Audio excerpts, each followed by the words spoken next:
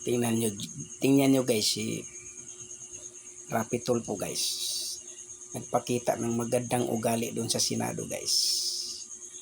At tingnan mo ang mukha guys. Parang gusto ng manakit. Mr. Chair, excuse me, Mr. Chair, because the last time I was here, I was only allowed 2 questions by you, and yet mga kasamahan ko rito, bilang respeto sa mga kasamahan ko, they were allowed na 1 to sawa. Dapat maging fair ka, Mr. Chair. Pag sinabi mong 2 questions, 2 minutes talaga, you have to stick with it. You're not being fair, Mr. Chair. I am fair kasi nandito ka sa... No, kasi nung last time, sabi mo sa akin 2 questions lamang. Sabi mo 1 question. Sabi ko, tinitipid mo ako, sabi mo 2 questions. And now, pinapayagan mo kahit na ilang questions. Be fair, Mr. Chair.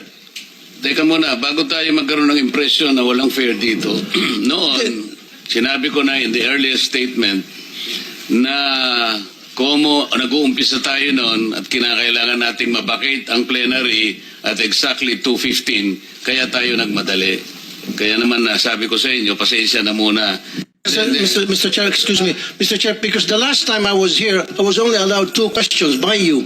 And yet, mga kasamahan ko rito, bilang respeto sa mga kasamahan ko. Yung ugali niya guys, doon sa TV guys, sa kanyang programa, dinadala niya sa Senado guys.